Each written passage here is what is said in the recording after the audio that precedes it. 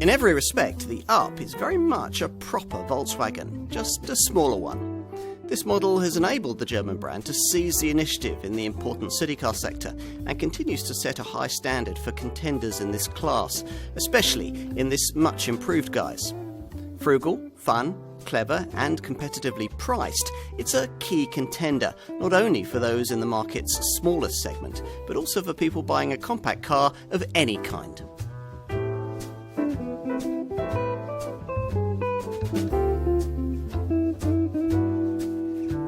Volkswagen. The very name means people's car, the kind of compact, inexpensive transport pioneered by the Beetle over 50 years ago. Almost all the really iconic models the company's remembered for, not only the Beetle but also the bus and the original Golf, have harked back to that very first simple, affordable formula. That's something that many of us think has been replicated with this car, a more modern Volkswagen design icon, the Up. Originally launched in 2012, it was substantially revised in 2016 to create the model we're going to look at here. Now, if you're wondering about the name, it's apparently taken from the middle two letters of Lupo, the badge given to Volkswagen's most recent European-built city car offering. More important is this design's objective, to set fresh standards for small car technology in Europe at the same time as offering a new kind of basic transport for the emerging markets of China, India and South America. Quite a brief, and one that led initially to prototypes that were even cleverer than the finished product we see here. Now, some of these were rear engine, just like the early Beetle, as the German designers tried to find more space from an ever smaller roadway footprint. But such complexity would have made the finished production version as expensive as lifestyle small cars like the Mini or the Audi A1, which wasn't the point at all. From its very conception, Volkswagen was determined that the Up should be a car that almost anyone could afford. In any case, they reasoned it could still be clever even if the basic design was conventionally front-driven. If the engine could be smaller, the wheelbase longer and the overhang shorter, then the ambition cabin space goals that had prompted the designers to look at the possibility of rear-wheel drive in the first place could still be achieved. Fast forward to this finished product. It's designed, also sold as a Skoda Citigo and a Seat Mii, and you find the completed version of this innovative basic formula embellished with all manner of innovation. Now, depending on its purpose and the preference of the buyer, an Up can guide you with Google, it can brake itself to avoid an accident, it can be a hot hatch, or at the other extreme, an all-electric runabout. It can, in short, be all things to all people, a real people's car. Time moves on though, and since this model's original introduction, virtually every other maker in the city car segment has launched either completely new or substantially revised offerings. Big hitters like Ford, Vauxhall and Renault have also got more serious about cars in this class. Plus the Korean contingent has inevitably upped its game. Hence the need for a package of revisions to this Volkswagen that the dealers have welcomed. These include smarter looks, extra equipment, improved connectivity and, most importantly, the option of a pokier turbocharged 1-litre TSI engine at the top of the range. Would it all be enough, though, to keep this car as a class leader in its segment? Let's find out.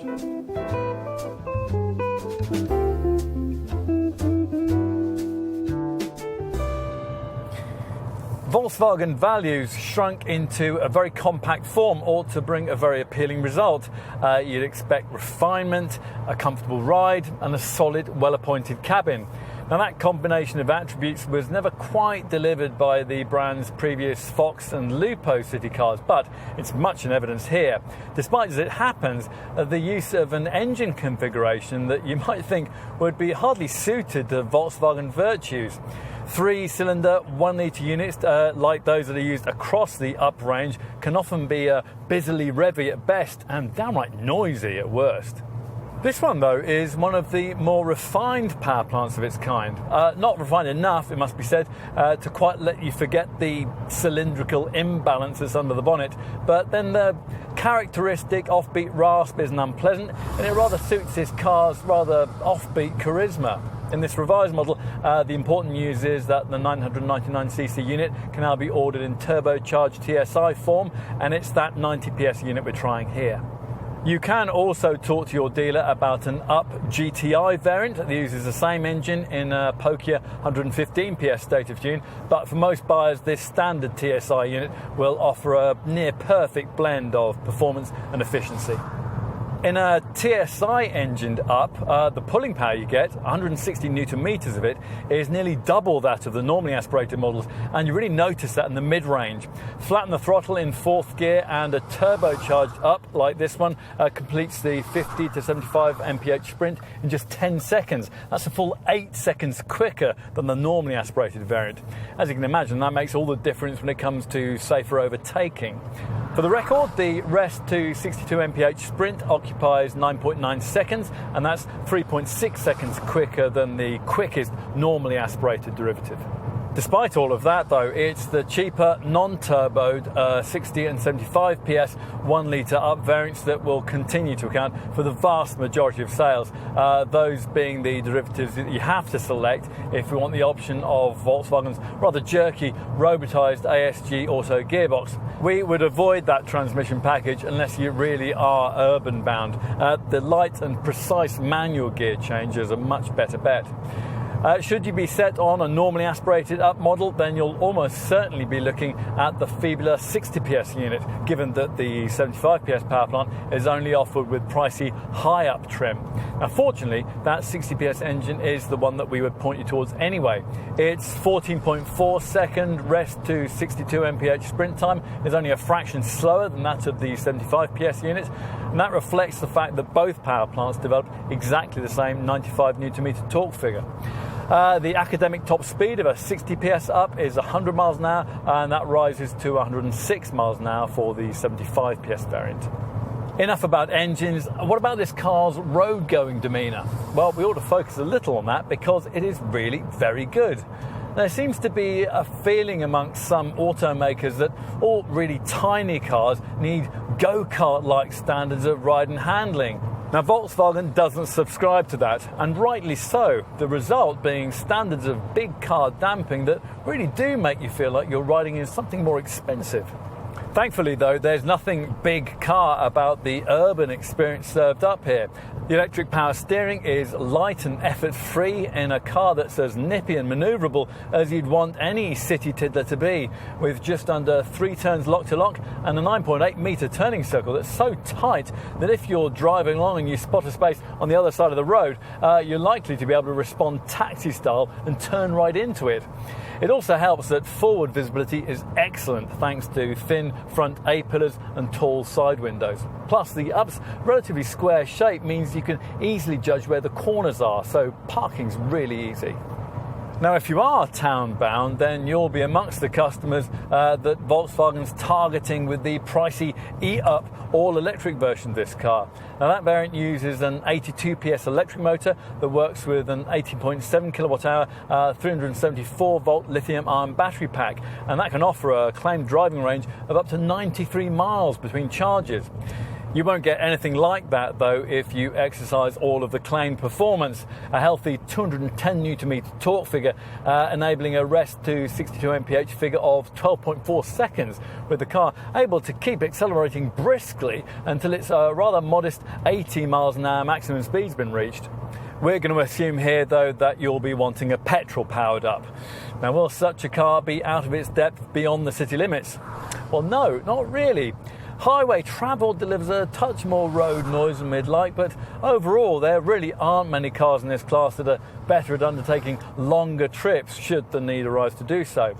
As for this Volkswagen's suitability when you're pressing on around secondary roads, well, yes, there are better driver's choices in this class, cars that roll a touch less and that feature more feelsome steering. That said, though, you can still confidently have fun in this one thanks to predictable handling and plenty of grip. There's certainly enough about the setup to suggest the need for the hot hatch version that Volkswagen's developed.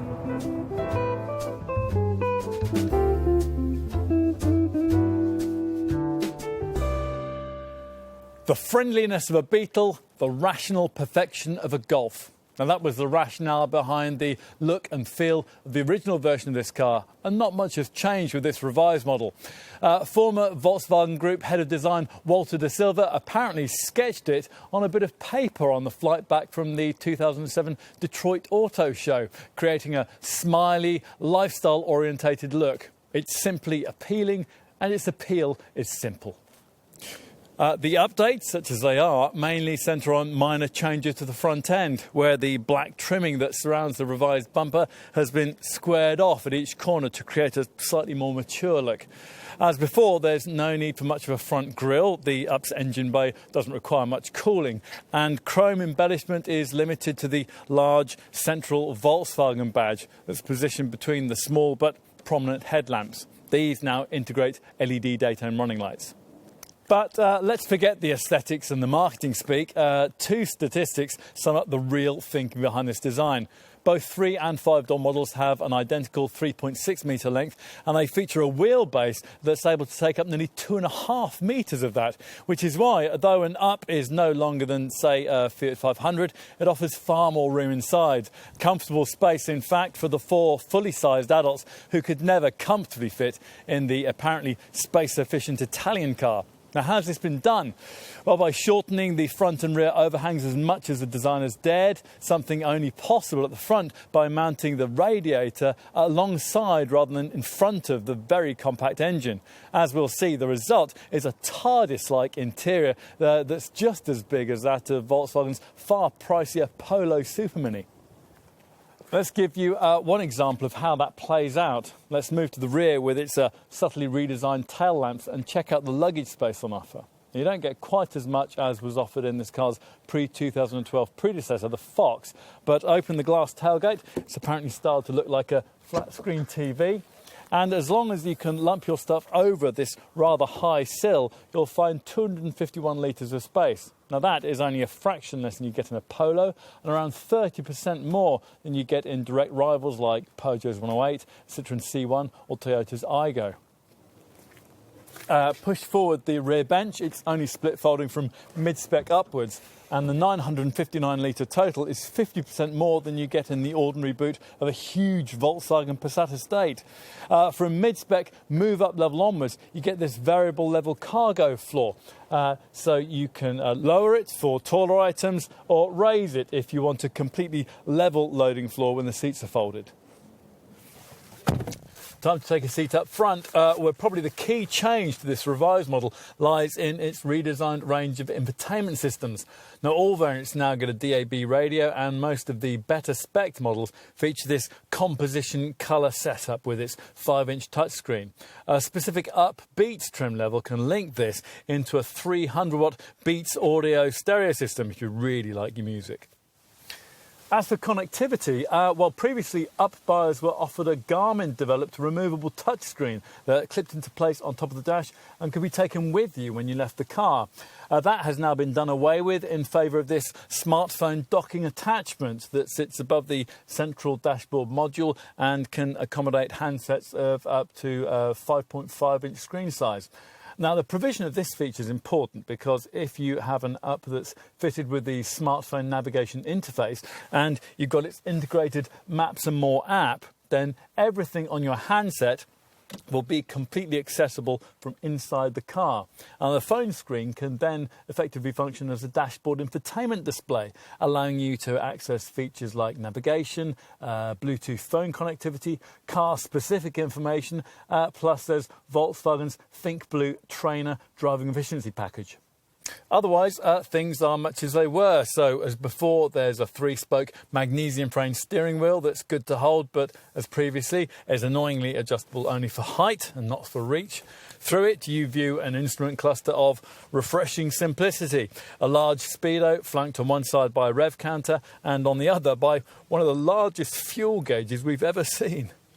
As for cabin quality, well, there's no shortage of hard plastics, but this car doesn't feel like one that's been ruthlessly built down to a price in the way that its Fox predecessor did. It just feels agreeably minimalist. It can certainly be a colourful cabin with the option of coloured dashpad fascia panels that aim to evoke the spirit of the original Beetle. Plus, everything seems to have been well screwed together by the Slovakian factory. When you turn the air vents to one side, for example, they locate with a well-rounded click.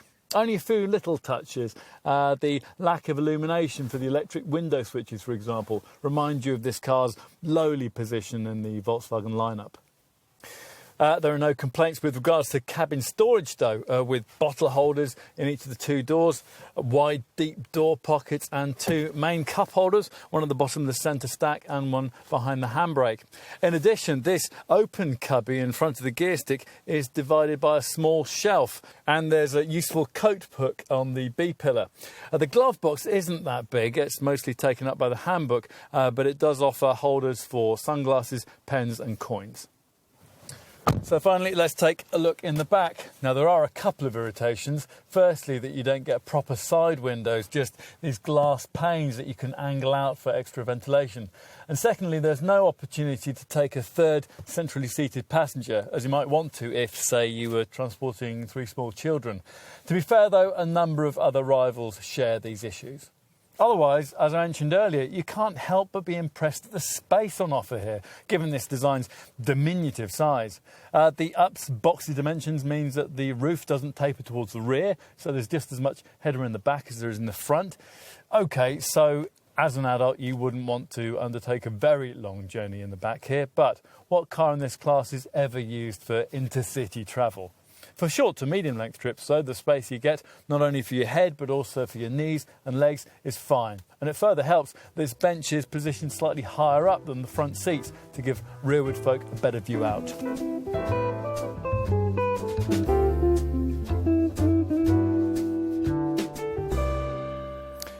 So, how much will it take to make an Up yours? Well, the answer is that prices sit in the £9,000 to £13,000 bracket for the conventional models, all of which use some form of 1 litre petrol power. And unlike many of its city car segment competitors, this Volkswagen can be ordered with 3 doors, with a £400 premium to pay if you want the 5-door configuration that most buyers will need. As for trim levels, well, the 3 standard options are carried over from before, which means that things kick off with a base take-up level with around £1,000 more, getting you the mid-range move-up models that most buyers choose, and around £2,500 more, getting you the top high-up variant that we're trying here. Now, that price jump from move up to high up has proved to be prohibitive for some buyers. So with this revised model range, Volkswagen's inserted an extra option between these 2 spec levels in the form of the Upbeat model lineup. The spec on these variants is highlighted by the addition of a desirable 300-watt Beats audio system. A further advantage of the Upbeat package is that it can be ordered with all the various mechanical and transmission configurations available.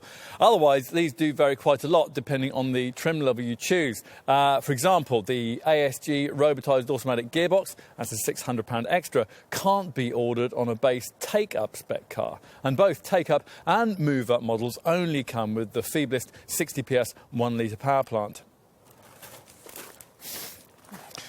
Now, buyers of a high-up model like this one get a little more performance. Now, there's either a marginally quicker 75 PS version of the base unit, or for around £500 more, you could stretch to the 90 PS turbo TSI engine we're trying here. Now, the normally aspirated 75 PS variant has the advantage it can be ordered with the auto transmission, but otherwise, we really can't see why you wouldn't stretch to this preferable and much perkier TSI derivative. If you ignore that advice and opt for either of the normally aspirated units in any Up variant, you'll need to bear in mind that to achieve the headline fuel and CO2 stats that Volkswagen quotes, you'll need to pay your dealer £300 more for a package of so-called Blue Motion technology tweaks. Now, these give you an engine start-stop feature and battery regeneration. That's a setup which recuperates energy under braking. Is that all you need to know? Well, no, not quite. You can also talk to your dealer about a GTI hot hatch model, which uses a 115 PS version of that turbo TSI engine we've been testing, and will require a budget of around £17,000. And of course, you should mention that at the top of the range lies the all-electric E-Up model, though you're really going to need to be a big fan of zero-emissions motoring in order to choose that. That's thanks to an asking price of nearly £21,000. That's even after the £4,500 government-funded plug-in car grant is subtracted from the initially off-putting £25,000 asking price. On to city car alternatives. Now, the obvious place to start here is in considering the two Volkswagen Group models that directly share their entire design with this one, Seat Me and Skoda Citigo. Now, you'd expect these two contenders to be a little cheaper than this Volkswagen, and you'd be right. A Citigo will save you around £700 over an equivalent Up. Comparisons with the Me are slightly more complex because Seat offers a much more restricted range without entry-level trim. But where direct comparisons can be made, the Spanish model will probably save you around £200 to £300 over this Volkswagen. Opt for an Up, though, and much of the original price differential against its two rivals can be recovered through the slightly higher residuals that you'll achieve at the end of your ownership period. All well and good, but as you'd expect, there are lots of other options in this growing segment. Primarily, perhaps, the single 3- and 5-door design that's variously interpreted as the Citroën C1, the Peugeot 108 or the Toyota Aygo. And the pricing of these three contenders is very comparable to that of an Up, and the running costs are much the same too. What might swing buyers Volkswagen's way, though, is that an Up gives you a far bigger boot. Other rivals come only in 5-door form. Hyundai's i10 can match this Volkswagen for luggage space, but it's not really any cheaper than an Up, and it can't quite match this German model's quality feel and frugal economy. Vauxhall's Viva is a touch cheaper, but again there's the quality question and the issue of restricted boot space. More versatile inside are similarly priced city cars like Fiat's Panda and Ford's Ka+, but both are let down by below-par running costs. Kia's Picanto also suffers a bit from this issue, although that is very affordably priced. What else? Well, Suzuki's Celerio is spacious, frugal and very cheap, but it also feels very cheap. Mitsubishi's Mirage Duro might be worth a look, but it's only offered with a single top-spec trim level, so the starting price is quite high. Renault's Twingo is a better all-rounder. That's comparably priced to an Up, but it's not able to match its low running costs or its boot space. The Twingo's same design is also marketed as a Smart 4.4, but that trendy-looking model's premium pricing will only really make sense if you were considering a higher spec version of this Volkswagen. Now, if that is the case, and you're looking at spending, say, £11,000 to £12,500 on something like this high-up model, then you might also want to consider more style-conscious city cars, like Vauxhall's Adam or Fiat's 500. Now, if you do that, though, you'll be getting yourself a smaller model with a 3-door only body style and a tiny boot. Plus, with an Adam or a Fiat 500, that £11,000 to £12,500 budget won't give you the kind of equipment levels that you'll get in a high-up. But let's say you've carefully considered all of this and you've concluded that this Volkswagen is what you want. So what's included for your cash? Well, in terms of equipment, if you subscribe to the view that loading up this little Volkswagen with lots of extra features will dilute its minimalist charm, then you'll be well served by the entry-level take-up variant.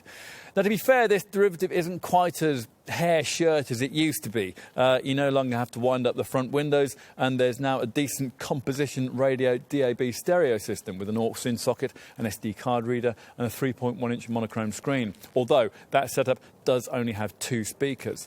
Otherwise, take-up buyers will be limited to the basics, specifically body-coloured bumpers, tinted glass and LED daytime running lights. There's really not a lot else of note. Now, if that is all a bit hair shirt for you, then you'll be far better served at air-conditioned move-up level. Now, here there's less of the penny-pinching meanness, so you do get a spare wheel, remote central locking, a rear bench that splits 60/40, easy entry seats that slide for simpler rear access, and the variable height floor that the boot was designed for. There's also body colour for the door mirrors and the handles, 15-inch Fortaleza alloy wheels and a better quality 6-speaker composition colour stereo system that offers Bluetooth phone connectivity, USB connection and operates via a larger and smarter 5-inch colour touchscreen.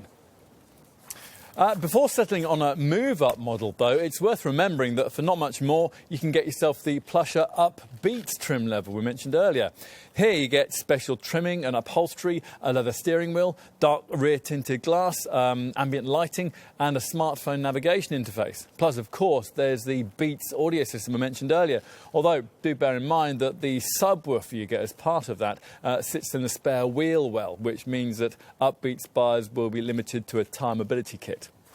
In this case, though, as I mentioned earlier, we've gone the whole hog with top high-up trim. Unique features here include front fog lights, special radial 15-inch alloy wheels, powered heated mirrors, a multifunction trip computer, heated front seats with special beam cloth upholstery and chrome highlights on the dash. Plus, you get that smartphone navigation interface, which works with a Volkswagen app called Maps and More and allows for 2D or 3D hands-free navigation via a TomTom integrated system. On to options. Now, this test car features a couple of really nice extra touches, climate control and a desirable electric glass sliding panoramic sunroof. The optional rear view camera would certainly be nice to have. And if you haven't stretched to this high-up model, then you might want things like a multifunction leather-trimmed steering wheel or the useful smartphone navigation interface.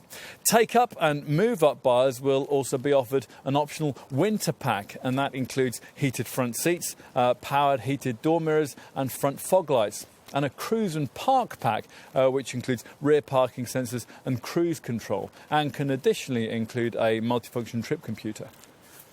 As for practical touches, well, on a take-up variant, we'd want the full-size spare wheel, and it's worth remembering that you have to pay extra for carpet mats on most models.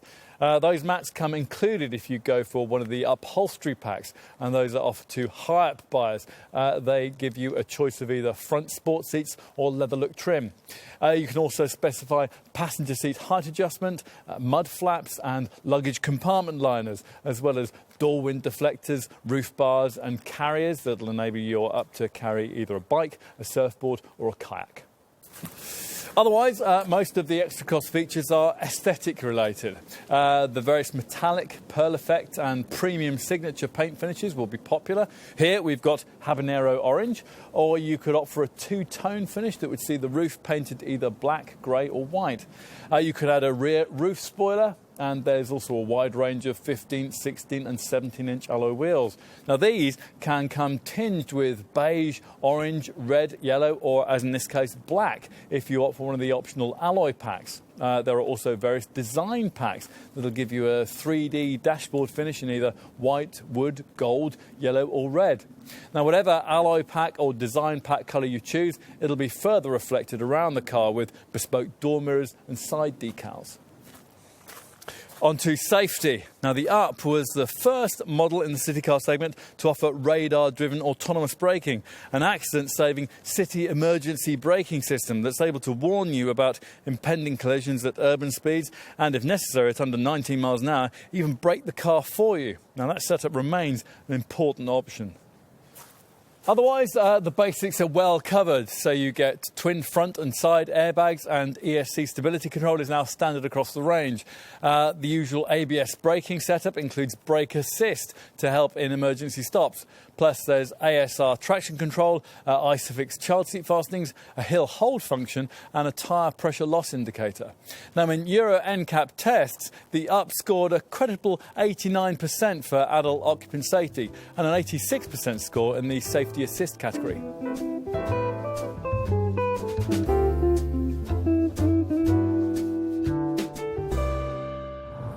Any city car stands or falls on its ongoing costs, and here the Up looks to have all its bases covered, provided you specify it correctly.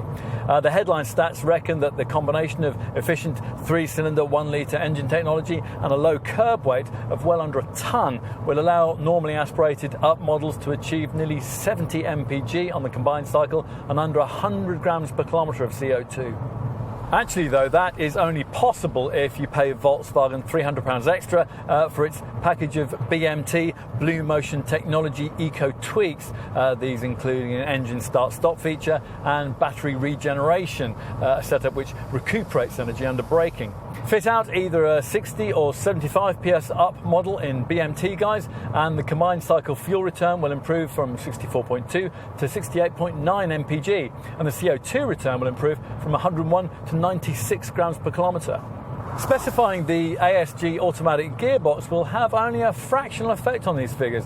You'll hit them harder by choosing a larger alloy wheel size, like the 17-inch rims we're trying here.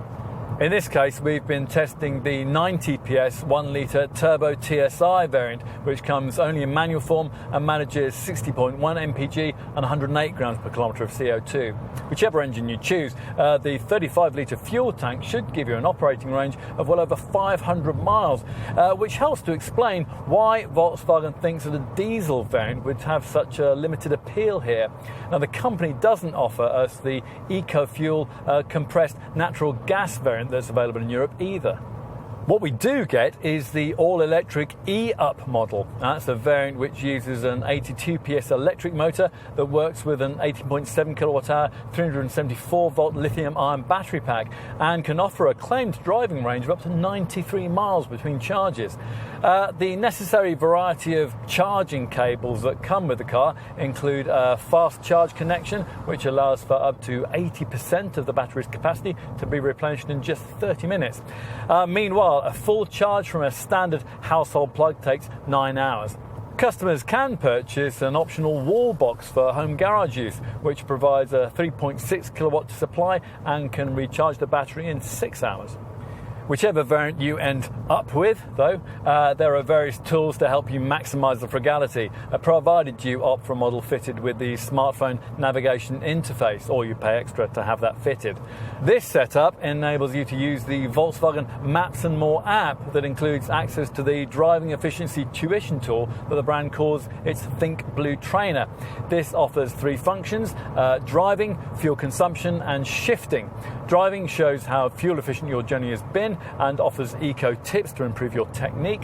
Fuel consumption gives you MPG figures achieved since you started your trip, and shifting helps you to identify the ideal gear shift points along with information on how well you've been doing that. What else? Well, service intervals are based on Volkswagen's fixed regime and require an oil change every year or 10,000 miles and an inspection service every 2 years or 20,000 miles. Fixed price service plans are available if you want them. Residual value should continue to be extremely strong thanks to the Volkswagen badge, something that stood the Up in good stead against its slightly cheaper Seat and Skoda badge design stablemates. After 3 years of use, you can expect your car to be worth around 50% of the price you paid for it. Insurance will be affordable, with 60 PS models rated at between groups 1E and 3E, depending on the variant you choose. The 75 PS derivatives are rated either group 4E or 5E, while this 90 PS Turbo TSI version rates at group 10E. As for the warranty, well, the 3-year, 60,000 mile package that Volkswagen offers can't match the 5-year programs available on rivals like Hyundai's i10 and Toyota's Aygo, and the 7-year deal on Kia's Picanto. More surprising is that Volkswagen chooses not to match the 3-year roadside assistance package that Skoda offers on its basically identical Citigo model. As you expect, every Up comes with a 12-year body protection guarantee and a 3-year paint warranty.